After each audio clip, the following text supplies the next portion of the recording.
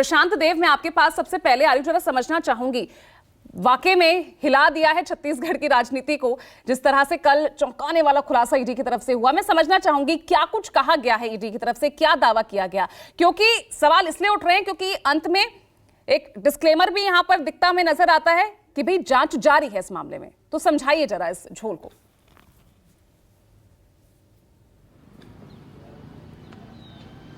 देखिए, जो महादेव ऐप के खिलाफ जो कार्रवाई है वो अचानक वाली नहीं है, पहले से चल रही है, जिसमें कि बहुत सारे चार्जेस भी हो चुके हैं। और जो एक लाइन उसमें ये लिखी है कि उनको एक स्पेसिफिक टिप ऑफ मिला है कि कुछ पैसे जो है 7 और 17 नवंबर में होने वाले चुनाव को लेकर के कहीं पहुंचने वाले हैं। उस इंटेलिजेंस इनपुट के आधार पर जब ईडी की टीम ने कार्रवाई की और उस कंसाइनमेंट को पकड़ा, और पकड़ने के बाद ये खुलासा हुआ कि किसी बघेल नाम के एक जो कांग्रेस के नेता, उन तक ये पैसा पहुंचना, और वो रकम है 5 करोड़ 39 लाख।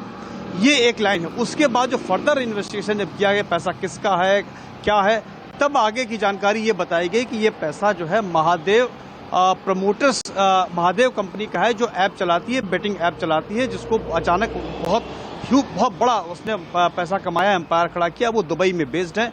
और आगे फर्दर फिर ये कहा गया, जो जांच हुई उसमें कहा गया, और सिर्फ अपने प्रेस नोट में कहा गया है कि अब तक जो है जो मुख्यमंत्री हैं उनके पास 508 करोड़, यानी कि कांग्रेस पार्टी जो छत्तीसगढ़ में 508 करोड़ की रकम भेजी जा चुकी है महादेव ऐप के प्रमोटरों द्वारा। ये आरोप लगाया। पहला जो खेप पकड़ी उससे पूछताछ में आगे बढ़े, और उसके बाद उन्होंने ये सीक्वेंस बनाया और प्रेस नोट जारी किया। देखिए, आमतौर पे क्या होता है कि अचानक इस तरीके से इतना स्पेसिफिक प्रेस रिलीज आमतौर पे ईडी में नहीं आती है। लंबी कार्रवाई चलती रहती है। लेकिन प्रेस नोट आया, उसमें साफ साफ बताया गया, नाम लेकर के बताया गया, तो ऐसा लगता है कि ईडी जो दावा कर रही है उसके पास उसमें कुछ साक्ष्य है। लेकिन 3 दिन बाद चुनाव है, 7 तारीख, और ऐसे में इतना बड़ा आरोप, किस तरीके से वहां पे राजनीतिक भूचाल मचाया हुआ है, ये सब देख रहे हैं। तो हालात ये है कि प्रवर्तन निदेशालय ने एक बहुत बड़ा आरोप जो है मुख्यमंत्री के ऊपर लगाया है। हालांकि उसमें अभी ये भी एक लाइन लिखी है कि जांच पड़ताल इसमें की जा रही है। जाहिर सी बात है कि अभी तुरंत का मामला है, तो जांच पड़ताल इतनी जल्दी खत्म नहीं होगी। अब ये जांच पड़ताल कितनी आगे बढ़ेगी, कहां तक जाएगी, क्या इसमें अचानक भूपेश बघेल को समन भी कर लिया जाएगा, क्योंकि इतना संगीन आरोप लगाया गया तो समन करने का ग्राउंड पूरा बनता है। एकदम से समन करके पूछ सकते हो, उस पर कोई रोक टोक नहीं हो सकती, कोई वैधानिक रोक नहीं है। वो कभी भी किसी भी समय मुख्यमंत्री को पूछताछ कर सकते हैं, जिस तरीके के आधार उन्होंने बताए हैं आधिकारिक अपने प्रेस रिलीज में, जो बयान उन्होंने दर्ज किए हैं आरोपियों के।